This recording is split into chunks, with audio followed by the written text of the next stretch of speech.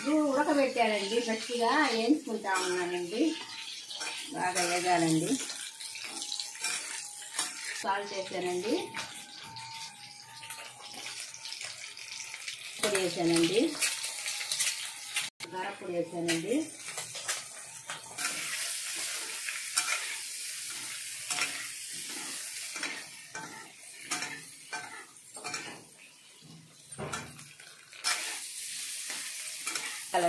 Of చేస్తున్నాను. ఇక దబర పెట్టుకున్నానండి. దానికి సరిపడంత నూనె పోస్తున్నానండి.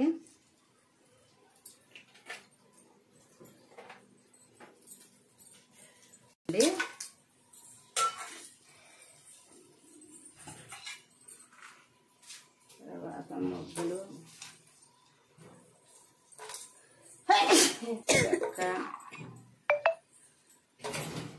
పచ్చిమిర్చి వేసానండి.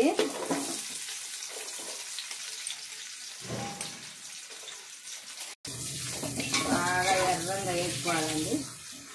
వేస్తున్నానండి.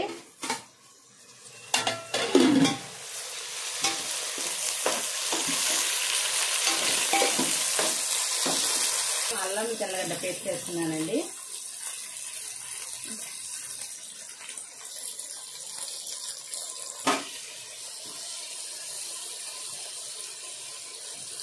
కొంచెం కళ్ళుప్పు వేస్తున్నానండి. 1/2 టేబుల్ స్పూన్ కారం వేస్తున్నానండి. చికెన్ మసాలా వేస్తున్నానండి. కొంచెం ధనియాల పొడి వేస్తున్నానండి.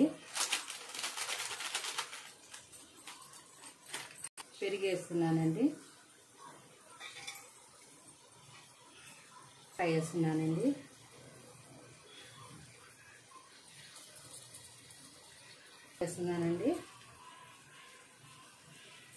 వేస్తున్నానండి. కొంచెం మసాలా తీసి పెట్టాను, రైస్ వేసేసానండి. తర్వాత కోడిగుడ్లు మసాలా పైన వేస్తున్నానండి. కోడిగుడ్లు మసాలా పైన వేసానండి. తర్వాత కొత్తిమీర పుదీనా వేసానండి.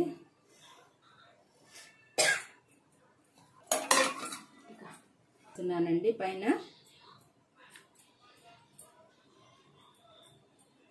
అండి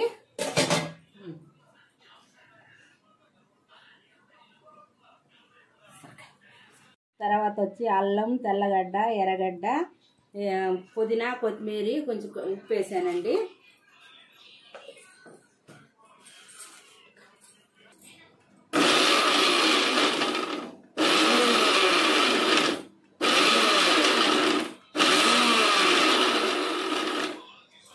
ఇది ఎగ్ బిర్యానీలో బాగా రుచిగా ఉంటుందండి.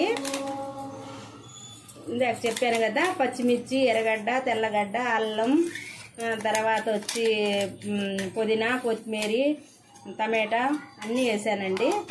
ఇప్పుడు పొద్దుపోయి గోంగూర దొరకలేదని ఈ చట్నీ చేశానండి. బాగా రుచిగా ఉంటుందండి ఈ చట్నీ. హాయ్ అండి, ఎగ్ బిర్యానీ స్టవ్ ఆఫ్ చేస్తున్నానండి. ఎగ్ బిర్యానీ రెడీ అయిపోయింది. ఎగ్ ఎందుకంటే పైన వేసింది పగిలిపోతాయని ఎగ్ పైన వేసానండి. ఇందో ఎగ్ బిర్యానీ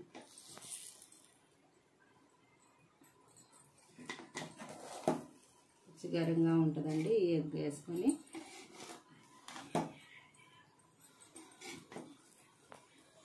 మసాలా లోపల ఉందండి. మీకు ఇష్టపడితే ఒక లైక్ చేయండి, షేర్ చేయండి, సబ్స్క్రైబ్ చేయండి. ఎగ్ బిర్యానీ రెడీ అయిపోయిందండి.